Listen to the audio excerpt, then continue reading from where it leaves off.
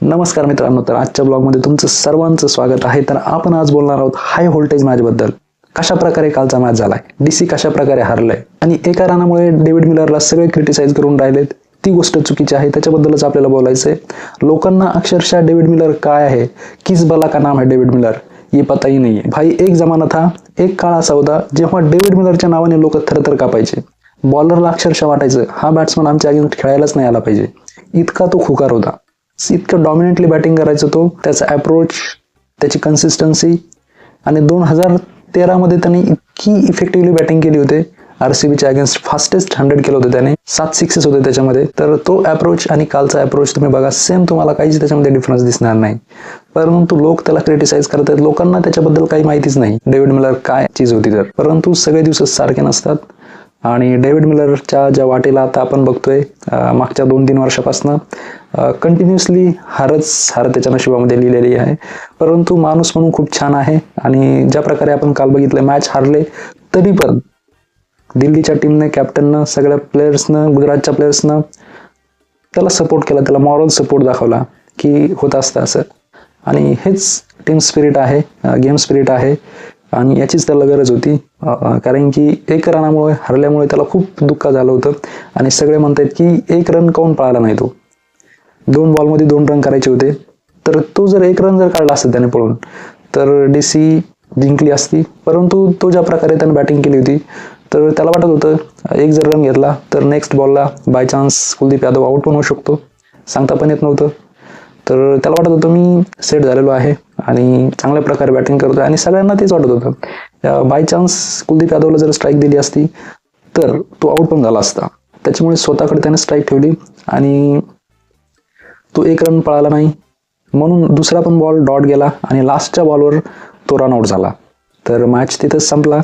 परंतु लोक त्याला खूप क्रिटिसाइज करतात की याच्यासोबत जास्त का होते, नेहमी हाच का व्हिक्टीम असतो. तर मला एक तर सांगायचं लोकांना, तो खूप छान प्लेअर आहे. त्याचं स्ट्राईक रेट स्टील 144 मॅच खेळून IPL मध्ये त्याचं स्ट्राईक रेट 140 आहे. त्याने 3100 रन केलेत IPL मध्ये, 2020 फॉर्मॅटमध्ये. फक्त IPL मध्ये 2020 इंटरनॅशनलचं सोडून द्या, फक्त IPL मध्ये त्याच्या 3100 धावा आहेत. आणि स्ट्राईक रेट स्टील त्याचं 144 मॅचेस खेळल्यानंतर पण 140 आहे. तर खूप छान प्लेअर आहे. पण कसंही सगळ्यांचं कधी कधी वाटायला दुःख येत असतं. प्लेअर म्हणून तो खूप छान आहे. आणि नक्कीच तो, मला वाटते येणाऱ्या काही काळामध्ये, काही सालामध्ये तो नक्कीच स्वतःच्या जीवावर एक ना एक तरी मोठा टुर्नामेंट जिंकून देणार आहे साऊथ आफ्रिकेला. नाहीतर IPL मध्ये तरी स्वतःच्या जीवावर तो एक तरी ट्रॉफी जिंकून देईल असं वाटतंय मला. बघूयात काय होते. आणि ज्या प्रकारे त्याला मॉरल सपोर्ट दाखवला दिल्लीच्या कॅप्टनने, अक्षर पटेलने, आणि गुजरातचे पण प्लेअर आले होते, जॉस बटलर, रबाडा, तर त्यांनी पण त्याला सपोर्ट दाखवला होता काल. खूप इमोशनल झाला होता तो. आणि साहजिकच आहे, जर तुम्ही एका रनामुळे हरत असाल, आणि इतक्या लांबचा मॅच त्याने खेचून आणला होता, शेवटपर्यंत तो होता. आणि KL राहुलने ज्या प्रकारे बॅटिंग केली होती, असं वाटत होतं की इझिली दिल्ली हा मॅच जिंकेल. KL राहुलने 92 रन केले स्वतःच्या जीवावर. एका साईडने विकेट पडत होत्या, त्याला कुणीही साथ दिली नाही KL राहुलने. आणि रिटायर हार्ट झाला होता डेव्हिड मिलर. वापस येऊन त्याने बॅटिंग केली आणि तुम्ही बघू शकता शेवटपर्यंत मॅचमध्ये जान होती.